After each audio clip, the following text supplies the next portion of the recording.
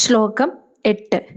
പിതൃസുരഗണയാജി ധാർമ്മികോ യോ ഗൃഹസ്ഥാ സച നിപതതി കാലേ ദക്ഷിണാദ്വോപഗാമി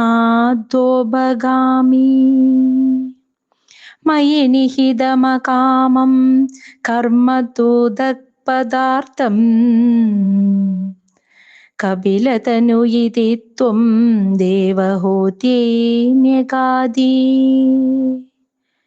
പിതൃസുരഗണയാജി ധാർമ്മികോ യോ ഗൃഹസ്ഥഃ സ ച നിപതതി കാലേ ദക്ഷിണാ അദ്വോപഗാമി മയി നിഹിതം അകാമം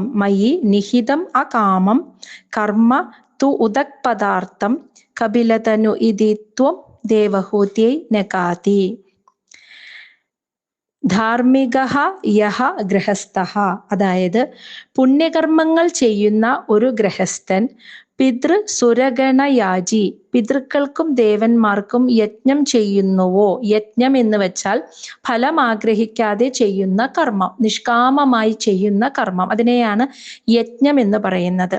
അപ്പോൾ പുണ്യകർമ്മങ്ങൾ ചെയ്തു ജീവിക്കുന്ന ഒരു ഗൃഹസ്ഥൻ പിതൃക്കൾക്കും ദേവന്മാർക്കുമൊക്കെ എല്ലാവർക്കും വേണ്ടിയുള്ള കർമ്മം, ആ കർമ്മം ചെയ്യുന്നുവോ, ഫലം ആഗ്രഹിക്കാതെ കർമ്മം ചെയ്യുന്നുവോ, സ ച, ആ ധാർമ്മികൻ, ദക്ഷിണ അദ്വോപഗാമി, അതായത് തെക്ക് ദിക്കിലേക്ക് പോയിട്ട്, മരണശേഷം തെക്ക് ദിക്കിലേക്ക് പോയിട്ട്, കാലേ നിപതതി, അവന്റെ പുണ്യം ക്ഷയിക്കുമ്പോൾ, പുണ്യം ജീവിച്ച് സുഖം അനുഭവിച്ച് ജീവിച്ച ആ പുണ്യം തീരുമ്പോൾ തിരിച്ച് വീണ്ടും അധപതിക്കുന്നു എന്ന് വെച്ചാൽ ഭൂമിയിൽ തന്നെ വന്ന് പിറക്കുന്നു എന്നർത്ഥം. അതായത് പുണ്യകർമ്മങ്ങളൊക്കെ ചെയ്ത് ജീവിക്കുന്ന ഒരു ഗൃഹസ്ഥാശ്രമി, നല്ല സത്കർമ്മങ്ങളൊക്കെ ചെയ്ത് കുടുംബത്തിനും അതുപോലെ പിതൃക്കൾക്കും ദേവന്മാർക്കും ഒക്കെ വേണ്ടതായ എല്ലാ കർമ്മങ്ങളും വഴിപോലെ അനുഷ്ഠിക്കുന്ന ഒരുവൻ, അങ്ങനെ ധാർമ്മികമായി ജീവിച്ച ഒരുവൻ, അവൻ മരണശേഷം തെക്ക് ദിക്കിലേക്കാണ് ആ സൂക്ഷ്മ ശരീരം പോയിട്ട് പിന്നീട് അവൻ ചെയ്ത പുണ്യങ്ങളുടെ ഫലം അനുഭവിച്ച് ആ സുഖത്തോടെ മറ്റു ലോകങ്ങളിൽ ആ സുഖത്തെ അനുഭവിച്ച് ജീവിച്ചിട്ട് പുണ്യം തീരുമ്പോൾ വീണ്ടും അവന്റെ പ്രാരാബ്ദങ്ങൾ തീർക്കാനായിട്ട് ഭൂമിയിൽ തന്നെ വന്ന് പിറക്കുന്നു. അതായത് ജനന മരണങ്ങൾക്ക് അങ്ങനെ വിധേയനാകുന്നു എന്നർത്ഥം. എന്നാൽ മയി നിഹിതം അകാമം, മയി എന്നിൽ, നിഹിതം പൂർണ്ണമായി സമർപ്പിച്ചുകൊണ്ട്, അകാമം ഫലം കൂടാതെ, ഫലേച്ഛ കൂടാതെ കർമ്മം ചെയ്യുന്നവൻ, ഉദക് പദാർത്ഥം, അതായത് വടക്കു ദിക്കിലേക്കാണ്, വടക്ക് ഭാഗത്തേക്കാണ് പോകുന്നത് മരണശേഷം എന്ന്. ഇതി കപിലതനു ത്വം, ഇപ്രകാരം കപില സ്വരൂപനായ ഭഗവാനെ അങ്ങ് ദേവഹൂതിയെ നികാതി, ദേവഹൂതിയോട് അരുളി ചെയ്തു എന്ന്. അതായത് അർത്ഥകാമങ്ങൾക്ക്, പണം സമ്പാദിക്കുക, സുഖമായി ജീവിക്കുക, ഇവയ്ക്ക് വേണ്ടി പുണ്യകർമ്മങ്ങൾ ചെയ്യുന്നവരുടെ ജീവിതഗതിയും, എല്ലാം ഭഗവാനിൽ സമർപ്പിച്ചുകൊണ്ട് നിഷ്കാമമായി കർമ്മം ചെയ്യുന്നവരുടെ, പുണ്യകർമ്മങ്ങൾ ചെയ്യുന്നവരുടെ ജീവിതഗതിയുമാണ് ഈ ശ്ലോകത്തിൽ വിവരിക്കുന്നത്. ഇപ്പോൾ ഗൃഹസ്ഥാശ്രമ ജീവിതം നയിക്കുന്നു, അവൻ കഷ്ടപ്പെടുന്നു, അധ്വാനിക്കുന്നു, എല്ലാം സുഖത്തിനും പണത്തിനും സമാധാനത്തിനും വേണ്ടി, ഭൂമിയിലെ സുഖജീവിതത്തിന് വേണ്ടിയാണ് അവൻ പുണ്യകർമ്മങ്ങൾ ചെയ്യുന്നത് എങ്കിൽ അവന്റെ ജീവിതഗതി, മരണശേഷമുള്ള അവന്റെ ഗതി എന്താണെന്നും, എന്നാൽ ഓരോ ആശ്രമങ്ങളിലും ചെയ്യേണ്ട ധർമ്മങ്ങളെ ഭഗവാനിൽ സമർപ്പിച്ചുകൊണ്ട് നിഷ്കാമമായി ചെയ്യുന്നവന്റെ അവന്റെ മരണശേഷമുള്ള ഗതി, ആ ഗതി എന്താണെന്നുമാണ് ഇവിടെ വിവരിക്കുന്നത്. പുക, രാത്രി, കറുത്ത പക്ഷം, ദക്ഷിണായനം എന്ന വിധത്തിൽ തെക്കൻ വഴിക്ക് പോയാൽ ചന്ദ്രലോകത്തിലാണ് എത്തിച്ചേരുന്നത്. അതായത് തെക്ക് ദിക്കിലേക്ക് പോകുന്നവർ പുകയുടെ ദേവൻ, രാത്രിയുടെ ദേവൻ, കറുത്ത പക്ഷത്തിന്റെ ദേവൻ, ദക്ഷിണായനത്തിൽ മരണം സംഭവിച്ചാൽ അവൻ ആ തെക്ക് വഴിയിലേക്ക് പോയിട്ട് ചന്ദ്രലോകത്ത് എത്തിച്ചേർന്ന് അവിടെ സുഖമായി ജീവിക്കുന്നു. എന്നിട്ട് പുണ്യം തീർന്നാൽ ഭൂമിയിലേക്ക് മടങ്ങി വരുന്നു. അതേസമയം വെളിച്ചം, പകലിന്റെ ദേവൻ, വെളിച്ചത്തിന്റെ ദേവൻ, വെളുത്ത പക്ഷം, ഉത്തരായണം എന്ന വിധത്തിൽ ഈ സമയത്ത് മരണം സംഭവിക്കുന്ന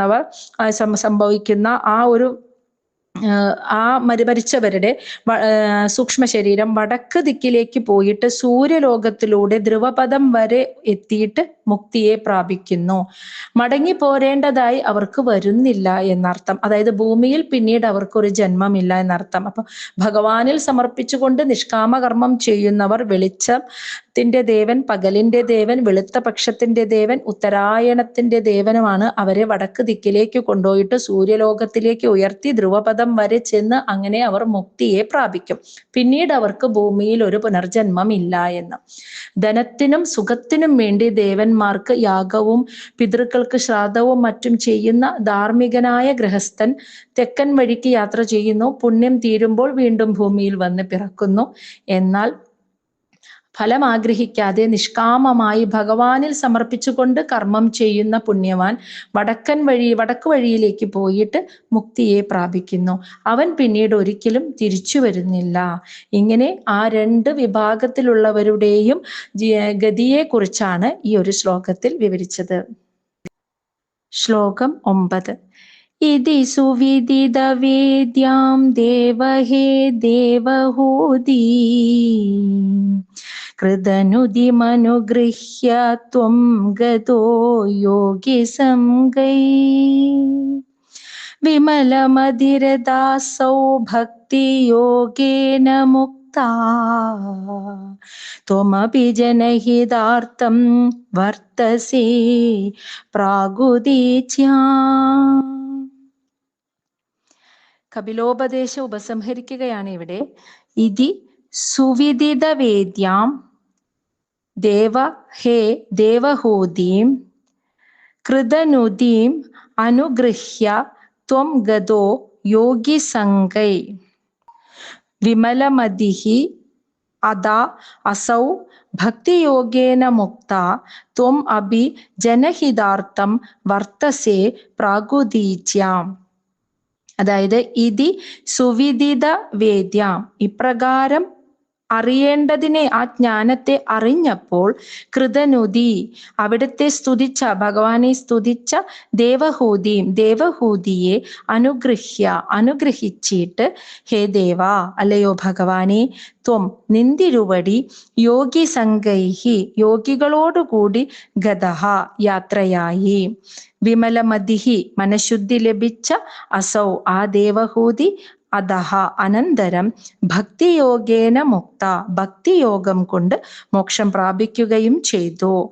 ത്വം അഭി അങ്ങാകട്ടെ, ജനഹിതാർത്ഥം ജനങ്ങളുടെ നന്മയ്ക്ക് വേണ്ടി, പ്രാഗുദീച്യാം വടക്ക് കിഴക്കേ ദിക്കിൽ, വർത്തസേ ഇപ്പോഴും ജീവിക്കുന്നു എന്ന്. അതായത് ഇപ്രകാരം കപിലവാസുദേവന്റെ ഉപദേശം കേട്ടപ്പോൾ മനസ്സ് നിറഞ്ഞ സന്തോഷത്തോടെ ദേവഹൂതി ഭഗവാനെ സ്തുതിച്ചു. അതിനുശേഷം ദേവഹൂതിയെ അനുഗ്രഹിച്ചിട്ട് കപില മഹർഷി യോഗികളോടൊപ്പം വടക്ക് കിഴക്കേ ദിക്കിലേക്ക് അങ്ങ് പോയി. തുടർന്ന് ദേവഹൂതി ആ ഒരു ഭക്തിയോഗം കൊണ്ട് മോക്ഷം പ്രാപിക്കുകയും ചെയ്തു. കപില യോഗീശ്വരൻ ഇപ്പോഴും വടക്ക് കിഴക്കേ ദിക്കിൽ ഭൂമിയുടെ അടിയിൽ സ്ഥിതി ചെയ്യുന്നുണ്ട് എന്നാണ് വിശ്വസിച്ചു വരുന്നത്. കാരണം സഗരപുത്രന്മാർ തന്റെ അച്ഛന്റെ യാഗാശ്വത്തെ അന്വേഷിച്ച് വടക്ക് കിഴക്കു ദിക്കിൽ ഭൂമി കുഴിച്ചു ചെന്നപ്പോൾ കപിലവാസുദേവനെ കണ്ടതായി വാൽമീകി രാമായണത്തിൽ പറയപ്പെടുന്നുണ്ട്. ശ്ലോകം 10. പരമകിമു ബഹൂക്ത്യാ ത്വത്പദാംഭോജ ഭക്തി സകല ഭയവിനേത്രീം സർവകാമോപനേത്രീം വദസി ഖലു ദൃഢം ത്വം തദ്വിദൂയാമയാന്മേ ഗുരുപവനപുരേശ ത്വയി ഉപാദത്സ്വഭക്തി. കപിലോപദേശത്തിന്റെ സാരം എടുത്തു കാണിച്ചുകൊണ്ട് ഈ ദശകം ഇവിടെ ഉപസംഹരിക്കുന്നതാണ് ഈ കാണുന്നത്. പരമ കിമു ബഹൂക്ത്യ ത്വത്പദാംബോജഭക്തിം സകല ഭയവിനേത്രീം സർവ കാമോപനേത്രീം വദസി ഖലു ദൃഢം ത്വം തദ് വിദൂയമയാന്മേ ഗുരുപവനപുരേശ ത്വയി ഉപാദത്സ്വ ഭക്തിം. പരമ സർവോത്തമനായ ബഹൂക്ത്യാഖ്യം അതായത് സർവോത്തമനായ ഭഗവാനെ ഇനി അധികം എന്തിനാ പറയുന്നത്, വളരെ പറഞ്ഞിട്ട് എന്ത് കാര്യം, അതാണ് ബഹു ഉക്ത്യ, ഇനി അധികം പറഞ്ഞിട്ട് കിം, എന്ത് കാര്യം, പറയേണ്ട ആവശ്യമില്ല ഇനി അധികം ഒന്നും എന്നർത്ഥത്തിൽ. ത്വത് പദാംഭോജ ഭക്തി, അവിടത്തെ നിന്തിരുവഴിയുടെ പാതാരവിന്ദങ്ങളിൽ ശരണാഗതി അടഞ്ഞുകൊണ്ടുള്ള ആ ഭക്തി, സകല ഭയവിനേത്രിയും, എല്ലാ ഭയങ്ങളെയും അകറ്റുന്നു, സർവകാമോപനേത്രിയും, സകല അഭിഷ്ടങ്ങളെയും നൽകുന്നതും ആണ്. ത്വം ദൃഢം ഗലു വദസി, ഇത് നിന്തിരുവടി തന്നെ, അങ്ങ് തന്നെ ഉറപ്പിച്ച് പറയുന്നു. തത് മേ, അതുകൊണ്ട് മേ, എൻ്റെ, ആമയാൻ വിദൂയ, എൻ്റെ രോഗങ്ങളെ മാറ്റിയിട്ട്, ഗുരുഭവനപുരേശ, അല്ലയോ ഗുരുവായൂരപ്പ, ത്വയി, അങ്ങയിൽ, ഭക്തിയും, ആ നിഷ്കളങ്കമായ ഭക്തിയെ, ഉപാദത്സ്വ, എന്നിൽ ഉണ്ടാക്കി തരേണേ എന്ന് മേൽപ്പത്തൂർ അവസാനം ഒരു പ്രാർത്ഥന ഭഗവാനിൽ വെക്കുകയാണ്.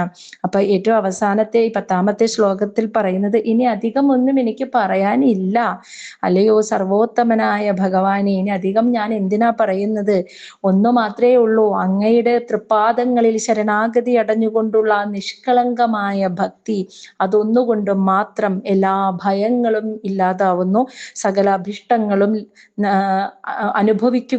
അനുഭവിക്കാൻ സാധിക്കുകയും ചെയ്യുന്നു. അങ്ങനെയുള്ള അങ്ങ് എന്ന് അങ്ങ് തന്നെ ഇവിടെ കപില മഹർഷിയായി അവതരിച്ച് ഉറപ്പിച്ച് തന്നെ പറയുന്നു.